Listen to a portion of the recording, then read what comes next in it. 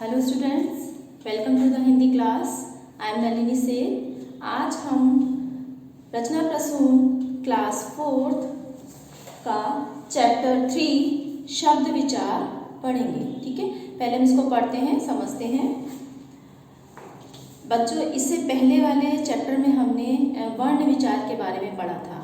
ठीक है, वर्णों के मिलने से क्या बनते हैं? शब्द बनते हैं, और शब्दों के मिलने से क्या बनते हैं? वाक्य बनते हैं। ठीक है, तो आज हम पढ़ेंगे शब्द विचार। शब्द किसे कहते हैं? जैसे यहाँ पर है द प्लस उ प्लस क प्लस आ न प्लस आ, दुकान। ब प्लस आ ग प्लस ई च प्लस आ, बगीचा। तो बच्चों, ऊपर बने चित्रों के नाम दुकान व बगीचा क्या है? एक प्रॉपर शब्द है जिसका निर्माण कई वर्णों से मिलकर हुआ है। ठीक है, यहाँ पर ध्वनियाँ देखते हैं कितनी है। वर्णों को हम ध्वनियाँ भी कहते हैं। 1 2 3 4 5 6। दुकान शब्द में 6 ध्वनियाँ हैं। 1 2 3 4 5 6। और बगीचा शब्द में भी 6 ध्वनियाँ हैं। तो ये 6 ध्वनियों से मिलकर, वर्णों से मिलकर बना है। ये बने हैं ये दोनों शब्द, दुकान और बगीचा। तो शब्द वर्णों के मेल से बनते हैं और शब्दों का एक निश्चित अर्थ भी होता है।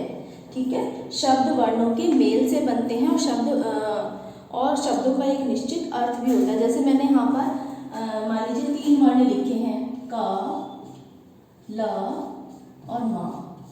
ठीक है, अगर मैं इनको जोड़ देती हूँ तो एक शब्द बनता है कमल। तो इसका मतलब ये तो एक शब्द है, लेकिन अगर मैं इन 3 वर्णों को इस तरह से जोड़ देती हूँ, ल प्लस म प्लस क, तो ये क्या बना? ये लमक है ना। क्या बना? ये लमक। तो लमक कोई शब्द नहीं है। शब्द हम इसे कहते हैं, शब्दों का, वर्णों का वह समूह जिसका कोई अर्थ होता है उसे हम शब्द कहते हैं। यह शब्द नहीं है। ठीक है, तो हम देखते हैं शब्द भंडार। किसी भी भाषा में प्रयुक्त होने वाले शब्दों के समुदाय को उस भाषा का शब्द भंडार कहते हैं। किसी भी भाषा में प्रयुक्त होने वाले शब्दों के समुदाय को, जब शब्दों को एक साथ मतलब इकट्ठा कर दिया जाता है, शब्दों के समुदाय को हम क्या कहते हैं? उस भाषा का शब्द भंडार कहते हैं। शब्दों के भेद। शब्दों के भेद विभिन्न आधारों पर किए जाते हैं। इनके 2 आधार हैं। ठीक है, शब्दों के भेद के कितने आधार हैं? 2। कौन कौन से? प्रयोग के आधार पर और अर्थ के आधार पर। प्रयोग के आधार पर देखते हैं। प्रयोग के आधार पर शब्दों के 2 भेद होते हैं, विकारी शब्द और अविकारी शब्द। ठीक है, विकारी शब्द किन्हें कहते हैं? जिन शब्दों में लिंग, वचन, काल तथा कारक के आधार पर परिवर्तन आ जाता है। जिन शब्दों में लिंग, वचन, काल तथा कारक के कारण परिवर्तन आ जाता है तो उन्हें हम विकारी शब्द कहते हैं। और विकारी शब्दों के 4 भेद होते हैं। ठीक है, विकारी शब्दों के 4 भेद होते हैं। कौन कौन से? संज्ञा, सर्वनाम, विशेषण और क्रिया। ठीक है, शब्दों के वर्गीकरण के कितने आधार होते हैं? 2। ठीक है, अभी हमने यहाँ पे पढ़ा शब्दों के वर्गीकरण के 2 आधार हैं, प्रयोग के आधार पर और अर्थ के आधार पर। प्रयोग के आधार पर भी शब्दों के 2 भेद हैं, विकारी और अविकारी। ठीक है, विकारी शब्द अभी हमने पढ़ा जिन शब्दों में लिंग, वचन, काल तथा कारक के कारण परिवर्तन आ जाता है उन्हें विकारी शब्द कहते हैं। और इसके 4 भेद होते हैं, संज्ञा, सर्वनाम, विशेषण और क्रिया। ठीक है, अब देखते हैं अविकारी कौन से होते हैं? जिन शब्दों में लिंग, वचन, काल तथा कारक के कारण किसी भी प्रकार का परिवर्तन नहीं होता है उन्हें अविकारी शब्द कहते हैं। देखिए, विकारी शब्दों में तो परिवर्तन आ जाता है, किसके कारण? लिंग, वचन, काल तथा कारक के कारण।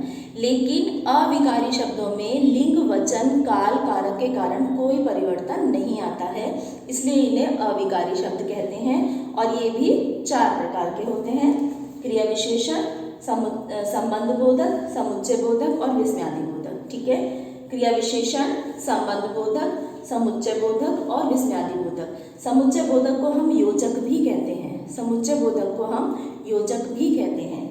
अर्थ के आधार पर शब्दों के 2 भेद होते हैं, सार्थक शब्द और निरर्थक शब्द। ठीक है, सार्थक शब्द कौन से होते हैं?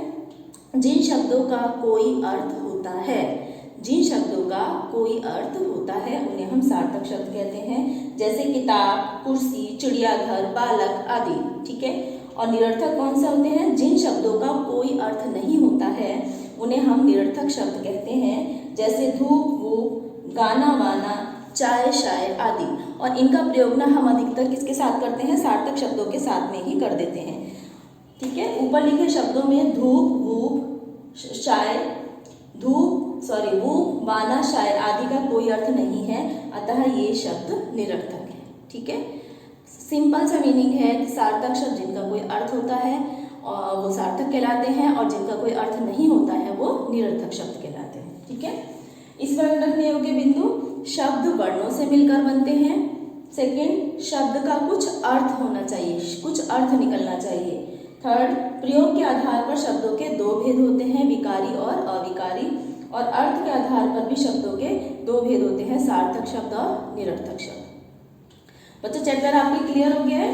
एक बार दोबारा से देख लेते हैं। शब्द वर्णों के मेल से बनते हैं, शब्दों का एक निश्चित अर्थ होता है। ठीक है, शब्दों के भेद दो आधारों पर किए जाते हैं, प्रयोग के आधार पर और प्रयोग के आधार पर और अर्थ के आधार पर। प्रयोग के आधार पर भी शब्दों के दो भेद होते हैं, विकारी और अविकारी। विकारी क्या होते हैं? जिन शब्दों में लिंग वचन काल कारक के कारण परिवर्तन आ जाता है उन्हें विकारी कहते हैं। और विकारी शब्दों के भी चार भेद होते हैं, संज्ञा, सर्वनाम, क्रिया और विशेषण। और अविकारी शब्द कौन से होते हैं? जिन शब्दों में लिंग वचन काल कारक के कारण कोई परिवर्तन नहीं आता है उन्हें हम अविकारी शब्द कहते हैं। ठीक है, ये भी चार प्रकार के होते हैं, क्रिया विशेषण, संबंध बोधक, समुच्चय बोधक और विस्मयादि बोधक। ठीक है, अर्थ के आधार पर भी दो प्रकार के होते हैं शब्द, सार्थक शब्द, निरर्थक शब्द। सार्थक मतलब जिसका कोई अर्थ होता है उन्हें सार्थक शब्द कहते हैं, निरर्थक जिनका कोई अर्थ नहीं होता है। ठीक है बच्चों, अच्छे से चैप्टर आप रीड करिए, ध्यान से इसको पढ़िए, समझिए। नेक्स्ट वीडियो में हम इसकी एक्सरसाइजेस और क्वेश्चन आंसर्स डिस्कस करेंगे। Thank you so much.